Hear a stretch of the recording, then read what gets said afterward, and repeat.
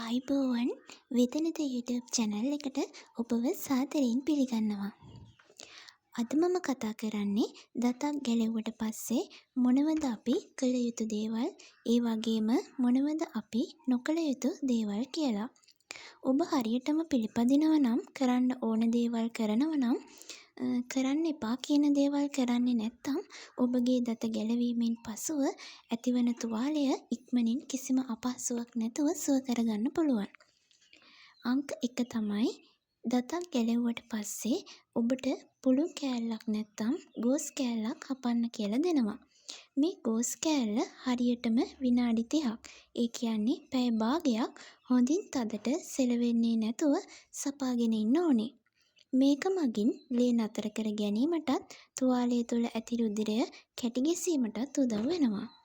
අංක 2 තමයි දත ගලවලා පැය 24ක්, ඒ කියන්නේ එක් දවසක් යනකම් කෙල ගහන්න එපා. කට තදින් සෝදන්න යන්න එපා. අංක 3 දත ගලවලා පැය 24ක් යනතුරු, ඒ කියන්නේ එක් දවසක් යනතුරු තද ඝන ආහාරයට ගන්න එපා. දියරමය මුදු ආහාරවලට ප්‍රමුඛත්වය ලබා දෙන්න. අංක 4 තමයි උණුසුම් ආහාර පැය 24ක් යනතුරු ආහාරයට ගන්න එපා. ආහාර පාන වර්ග සීතල දේවල් ආහාරයට ගන්න. අංක 5 තමයි දත ගලවලා අවම වශයෙන් පැය 24ක්, ඒ කියන්නේ එක් දිනයක් යනකම් බුලත් විට දුම්කල අඩංගු කිසිම දෙයක් ආහාරයට ගන්න එපා. අංක 6 තමයි වෛද්‍යවරයා යම් ඖෂධයක් නිර්දේශ කළා නම් එය ඒ පිළිවෙලට මාත්‍රාව ඒ විදියටම ලබා ගන්න. වෙන කිසිම දෙයක් මතු පිටතින් ආලේප කරන්න යන්න එපා. අංක 7 තමයි දත් මදින විට පැය 24කින් පසුව තුවාලය හොඳ වන තුරු තුවාලය පෑරෙන්නේ නැති විදියට තමයි දත් අනිත් ස්ථාන හොඳින් මැද පිරිසිදු කරගන්න ඕනේ.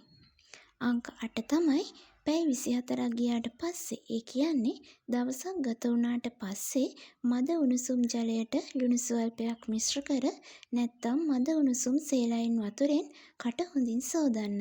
මේක දිනකට 2 වරක් හෝ 3 වරක් තුවාලය සුව වෙනතුරු දිගටම කරන්න. අංක 9 තමයි දත ගලවා වරුවක් නැත්නම් පැය 12ක් පමණ යනතුරු ඇඟ ගොඩක් වෙහෙසවා කරන වැඩ කටයුතු වලින් වැළකී සිටින්න. ඒ වගේම තද අවුවේ සිටීමෙන්ද වළකින්න.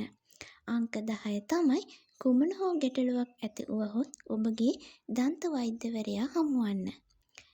මම හිතනවා මේ වීඩියෝ එක ඔයාලට ගොඩක් වැදගත් වෙන්න ඇති කියලා. නැවතත් මෙවැනි වූ වීඩියෝවකින් නැවත හමු වීමේ බලාපොරොත්තුවෙන් අදට සමුගන්නවා. සියලු දෙනාටම සුබ දවසක්.